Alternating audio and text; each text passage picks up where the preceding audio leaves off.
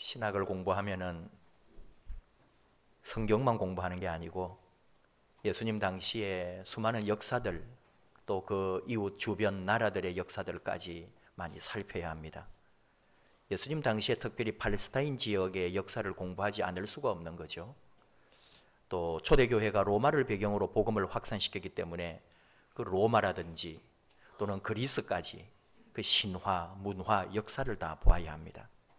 특히 고대 전쟁사들을 통해서 기독교의 배경이 되는 당시의 지중해 지역뿐만 아니라 유럽이라든지 아프리카까지도 그 지역의 역사들까지 또 살펴야 신학의 바탕이 든든해집니다. 아프리카 북쪽 해안에 건설된 카르타고 제국이 있었습니다. 한니발 장군 들어보셨죠? 바로 한니발이 카르타고의 장군이었습니다. 원래 카르타고와 로마는 그 당시에 세계의 패권을 차지하기 위해서 수백 년 동안 싸워온 제국들이거든요. 예수님 오시기 이제 한 200년 전쯤 BC 3세기, BC 2세기에 걸쳐서 카르타고와 로마가 포에니 전쟁으로 알려진 전쟁을 치릅니다. 결국은 카르타고의 패배로 끝납니다. BC 146년에 카르타고가 완전히 무너지는데 그때 고대 최고 도시 중에 하나인 카르타고가 약탈과 방화로 폐허가 되고 맙니다.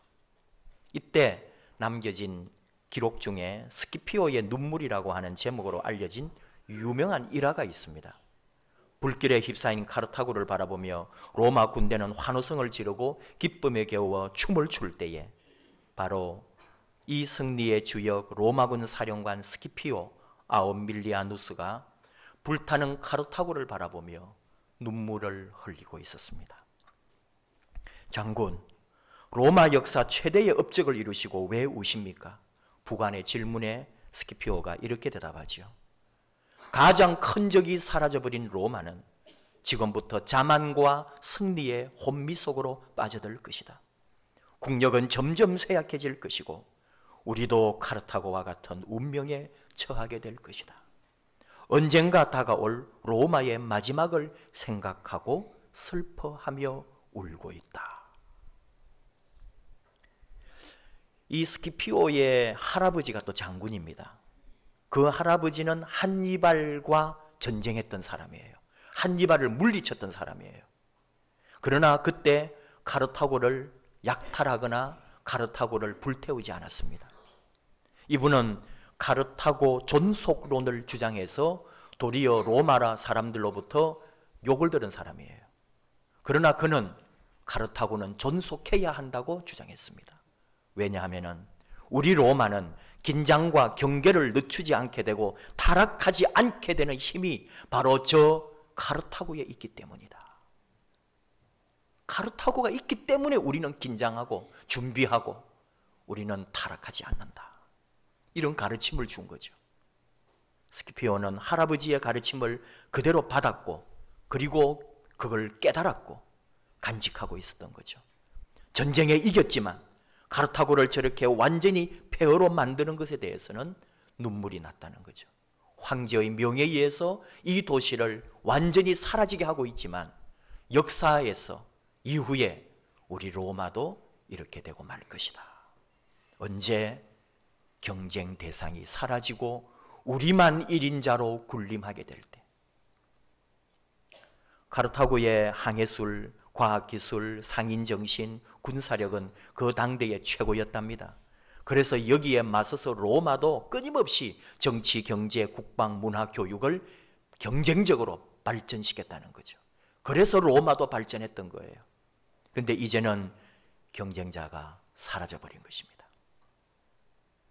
무슨 이야기를 할까요? 저는 교회 이야기를 하고 싶습니다. 교회는 예수님 때로부터 2000년 동안 거의 경쟁 대상 없이 성장해 왔습니다. 기독교가 서구 문화 중심의 역사 속에 완전히 전 세계를 뒤덮고 있습니다. 어떤 종교도 사실 이렇게 광범위하게 퍼져나간 적이 없거든요. 다른 종교나 사상은 자연스럽게 전해지고 유입되었습니다. 그런데 우리 기독교는 찾아가고 전하고 적극적으로 전도하고 퍼져나갔거든요. 물론 이것이 예수님의 가르침이었고 명령이었고 우리에게는 사명이었죠. 초대교회가 그렇게 본을 보였습니다. 그래서 기독교가 로마의 국교가 되고 짧은 시간에 유럽을 중심으로 세계의 모든 종교 패권을 가지게 된 거죠. 그랬더니 어떤 일이 일어났습니까?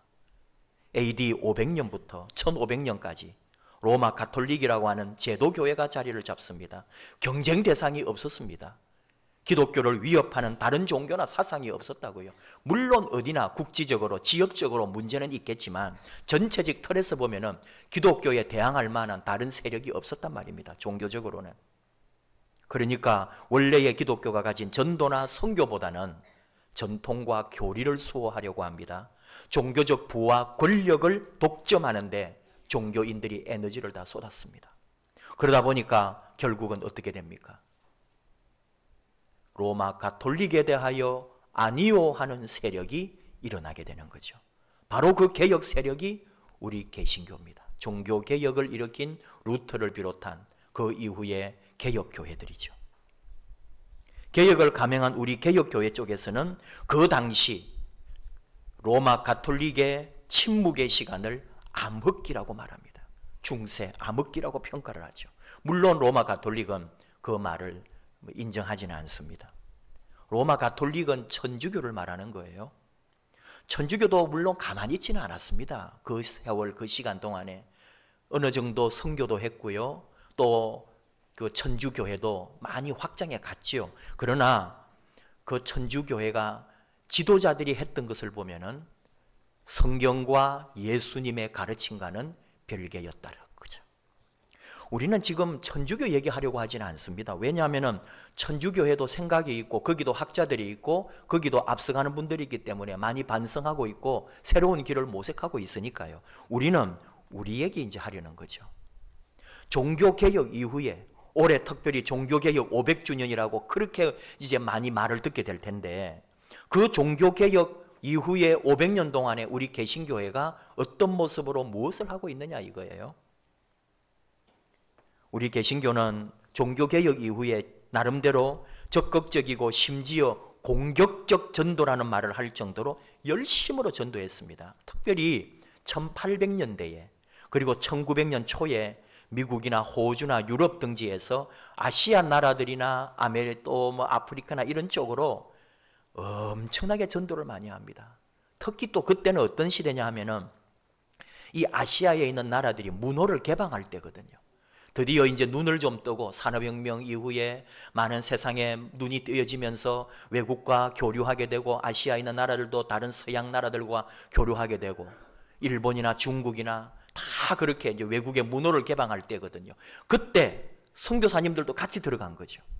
근데 반짝 우리나라는 우리가 알고 있는 것처럼 이 흥선대원군 시절에 약간의 이 쇄국 정책이 있으면서 잠깐 우리는 좀 이 복음이 늦게 들어오거나 막히는 일이 있기는 합니다. 그러나 우리가 외국의 문호를 개방하자마자 빗장이 열릴 때 정말 물밀듯이 기독교 복음이 들어오는 거예요. 이 한반도에 이 조선 땅에 기독교라고 하는 힘이 밀고 들어오면서 정말 남한에서 북한까지 저 북쪽 끝에서 남한까지 온 나라를 교회가 뒤덮었습니다. 기독교 복음이 뒤덮었습니다. 무슨 얘기냐? 경쟁 대상이 없었다니까요.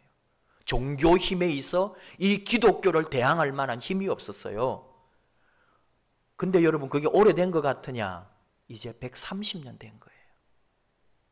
기독교 복음 역사가 우리 개신교 복음 역사가 130년이에요. 최고의 전성기가 100년쯤 되었을 때 그때가 1984년입니다. 1884년에 기독교 개신교 복음이 들어왔으니까 1983년이 100년인데 그때만 해도 우리가 정점을 찍었어요. 정말 대한민국의 천만 기독교라고 할 정도로 그렇게 기독교 세력이 왕성했어요. 그런데 이제 또 한 30년이 지났단 말입니다. 이제 기독교 복음 130년 만에 드디어 여러분 기독교의 쇠퇴가 보이고 있다 이거죠. 교회가 죽어가고 있습니다. 기독교가 쇠퇴해가고 있습니다. 왜요? 나름대로 하는 줄 알았는데 경쟁 대상이 없었던 거예요. 안주해버린 거예요. 그리고 지금 성장하는 줄만 알고 있다가 보니까 도리어 이제는 모든 것이 퇴락하고 있는 거 있죠. 불교가 우리나라에 처음 들어온 것은 우리 국사에서 배울 때에 고구려 소수림 왕 2년이라고 배워요. 이게 AD 372년이거든요. 딱 이때부터 불교가 시작되었다 이렇게 말할 수는 없죠. 그러나 그때부터 들어와 가지고 삼국들 다 불교로 하나 되고 고려시대, 조선시대까지. 조선은 불교를 억제했습니다. 그러나 모든 백성들은 불교를 숭상하고 있었다니까요. 모든 백성들의 마음과 삶에는 불교가 자리 잡고 있었어요. 우리나라는 아시아의 불교 국가로 분류를 합니다. 그건 1500년, 1600년 동안 불교가 이 나라에 있었기 때문에 아직도 우리나라를 기독교 국가라고 보지 않는 거예요. 세계 역사에서는. 우리는 불교 국가인 거예요. 무슨 얘기냐? 지금도 여전히 많은 사람들이 불교를 선호합니다. 교회 갈래, 절에 갈래 그러면요. 안 믿는 사람에게 절에 가겠다 그럽니다. 교회 싫다 그럽니다. 목사 싫답니다. 이게 오늘 우리 한국 교회의 현실이라는 거죠. 130년 복음 역사에 냄비처럼 끓었다가 냄비처럼 다 식어버렸습니다. 그리고 모두 위기를 말합니다. 미래학의 전문가가 우리 아니거든요. 그런데도 여러분 눈이나 제 눈이나 교회의 미래가 보이는 거예요. 아, 이러다가 교회 망하겠구나. 이러다가 우리 교회의 앞날이 캄캄하구나. 느낌이 오는 거예요. 그런데 여러분, 저는 확실하게 주장합니다. 저는 믿습니다. 이 위기가 진짜 기회다. 제 대학원 논문이 위기 상담이에요. 첫 마디가 뭔지 아십니까? 위기는 위험한 기회입니다. 좀 위험할 뿐이지 위기는 기회다. 어떤 어려움, 어떤 상처, 어떤 삶의 문제도 위기가 왔다면 이것은 좀 위험할 뿐이지 새로운 도약의 기회다. 교회가 지금 위기인데 바로 위기라고 하는 경쟁 대상을 만난 거예요. 드디어. 이제 우리 한번 싸워보자 이거죠. 지금까지는 위기인 줄도 모르고 경쟁 대상도 몰랐다 이거예요. 이제 경쟁 대상이 우리 앞에 우리보다도 훨씬 더 높게 벽을 쌓고 딱 버티고 있는 거예요. 우리 이제 한판 결전을 벌여야 합니다. 기회가 왔습니다. 예수님의 가르침으로 돌아가라는 거죠. 초대교회가 했던 일로 다시 돌아가자는 거죠. 개혁자들이 가졌던 처음 그 믿음과 열정을 회복하자는 거죠. 오늘 예수님께서 그 답을 주고 계십니다. 수많은 병자와 귀신 들린 자들이 예수님께 나와 치유를 받았습니다. 아직까지 저는 우리 교회에 와서 한 번도 안수기도를 하지 않은 것 같네요.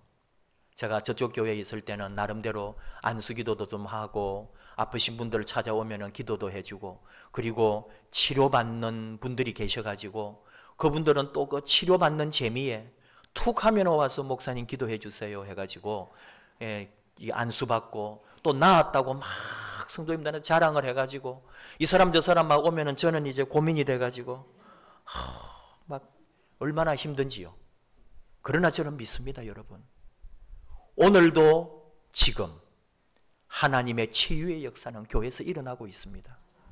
우리 병들고 아프고 힘든 거 물론 여러분 뭐 교회가 수술을 해주고 입원을 시키고 이런 게 아니에요. 그 차원이 아니라 오늘 분명 이 시대 우리 가운데도 병들고 아프고 힘들고 심지어 영혼에 마음에 가슴에 상처 입은 이 모든 것들 예수의 이름으로 말씀으로 교회가 치유합니다. 이 역사는 오늘도 2000년 동안 예수 그리스도로부터 지금까지 이어지고 있는 놀랍고 아름다운 기적들이 그 신비가 지금도 교회에 살아있다니까요.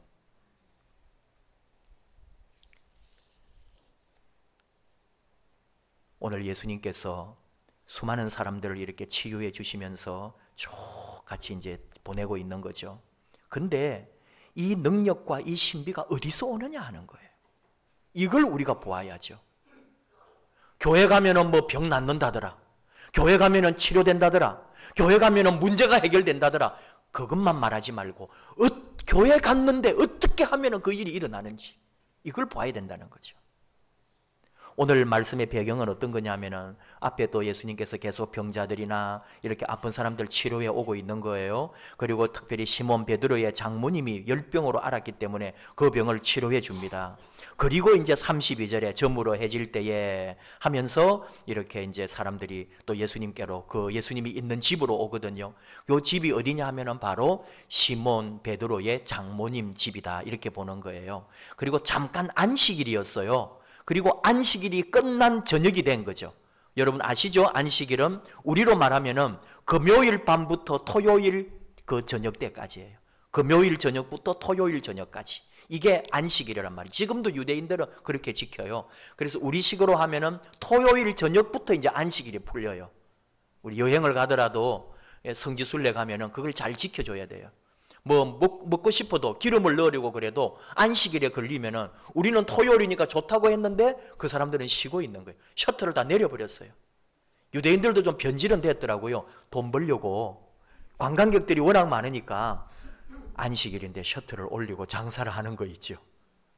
이게 이제 좀 변화되는 거예요. 그래서 정통 유대인들은 가슴을 치는 거예요. 우리 이 유대인들도 다 타락하고 있다고. 자본주의가 들어와가지고 관광객 들어와가지고 우리 유대교와 유대 정신 다 망하게 한다면서 그분들은 좀 통탄해합니다. 어쨌든지 예수님 때 이때 이제 안식일이 끝난 거예요. 그러니까 사람들이 이제 몰려오는 거예요. 우리로 하면 토요일 저녁이죠. 예수님 이 집에 있는 거 알고 와가지고 다 몰려오는 거예요. 그러니까 예수님이 또 일일이 기도해 주었을 거예요. 그리고 치료해 주고 안수해 주셨을 거예요. 예를 들어 5시, 6시 해질 때부터니까 사람들이 왔는데 금방 끝났겠습니까? 제가 볼 때는 10시, 11시, 밤에 12시, 1시까지도 어쩌면 예수님이 그렇게 막 사람들 치료해 줬는지도 몰라요.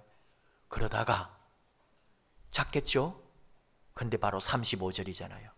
새벽 아직도 밝기 전에 예수께서 일어나 나가 한적한 곳으로 가사 거기서 기도하셨다고요. 이거거든요. 예수님의 능력이 어디서 나올까? 예수님의 권세가 예수님이 기도해 주시고 예수님이 안수해 주시고 예수님이 치료해 주실 때 그 놀라운 역사가 어디서 나올까? 예수님의 기도에서 나왔다는 거예요. 우리는 이 말씀을 통해서 오늘 배우는 거예요. 어떤 경우 무슨 일이 있을 때 언제라도 우리는 기도를 선택해야 된다. 병 낫기를 원합니까?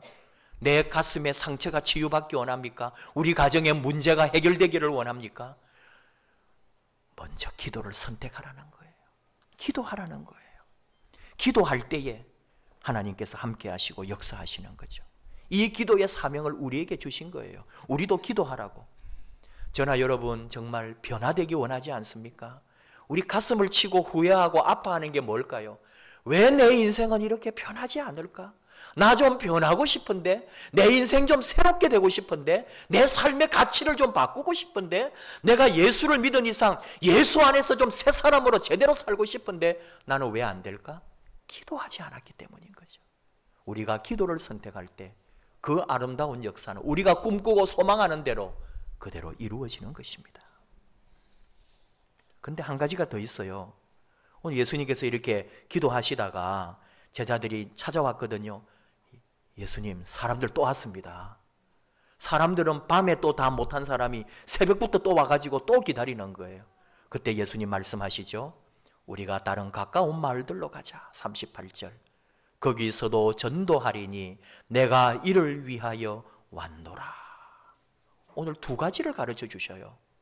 병자를 치유하고 귀신 들린 자를 쫓아내시고 하면서 우리 예수님은 기도하는 모습을 보여주셨는데, 그리고 하나 더, 내가 이 땅에 온 이유가 내가 이를 위하여 왔노라 하면서 내가 전도하리라.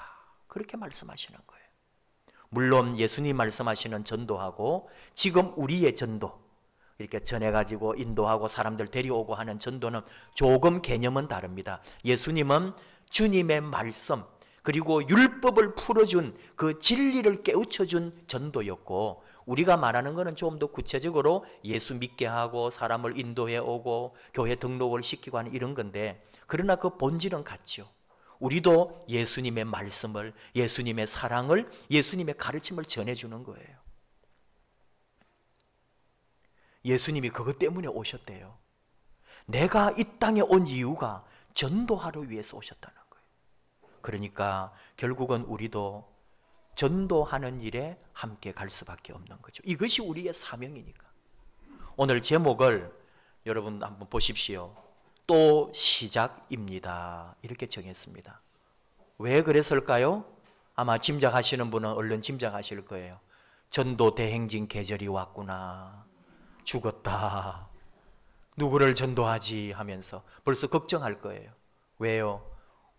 우리가 전도의 경쟁을 안 해본 거예요. 한 번도 이런 경쟁의식이 없었던 거예요. 내가 전도하리라.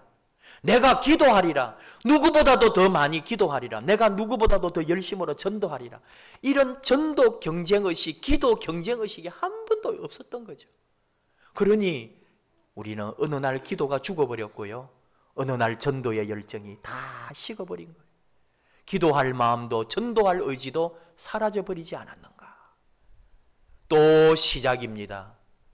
우리 기도하는 일에, 전도하는 일에, 영혼을 구하는 일에, 무엇보다도 내가 먼저 변화되는 일에, 그리고 내가 먼저 치유되는 일에, 내 안에, 내 가슴에, 내 상처에, 내 육신이 먼저 치유되는 일과 더불어 그 일을 위하여 기도하고, 그리고 기도한 후에는 그 은혜와 능력으로 전도하는 일로 나아가는 일이 이어지는 거죠.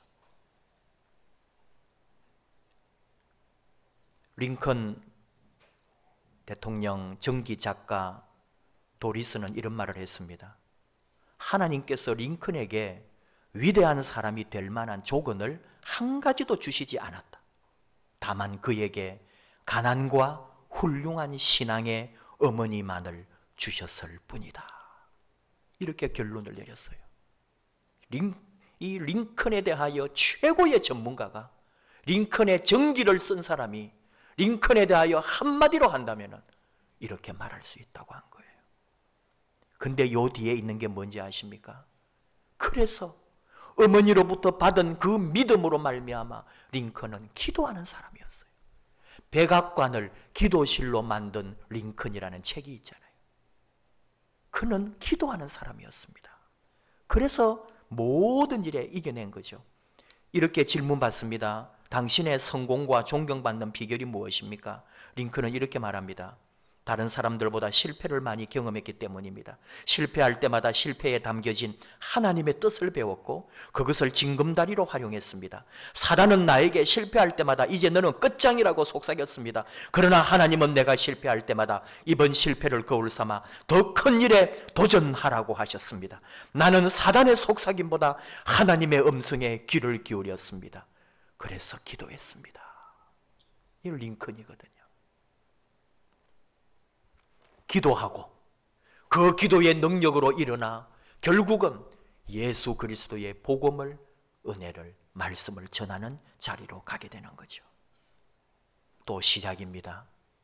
여러분 이번 여름 쭉 이어질 텐데요. 우리 9월 마지막 점에 전도 대행진으로 같이 할 겁니다. 여러분 믿으십시오. 내가 기도하고 전도하면 내가 삽니다. 내 병이 치유됩니다. 내 삶이 살아납니다. 내가 변화됩니다. 내가 새롭게 됩니다. 우리 사랑하는 가족들, 형제들, 또 믿지 않는 주변에 사랑하는 친구들, 그 영혼을 위해서 우리가 또 기도하고 한번 다시 우리 교회가 한 번도 해보지 않았던 일들을 또는 내 스스로도 한 번도 해보지 않은 이 영적 대결, 영적 경쟁을 한번 해보자는 거죠. 또 시작입니다. 다시 시작합시다 하는 마음으로 우리 함께 기도하는 일에, 전도하는 일에 이 무더위와 함께 싸우면서 우리 9월, 10월에 아름다운 전도의 열매, 그리고 우리 개인적으로는 기도 응답의 열매를 맺는 저와 여러분 되기를 축복합니다. 우리 찬양합시다.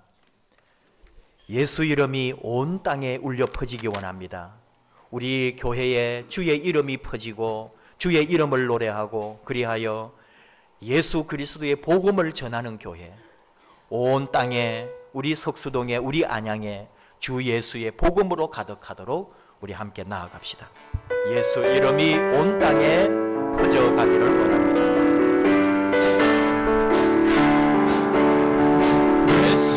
이름이 온 땅에 퍼져가네.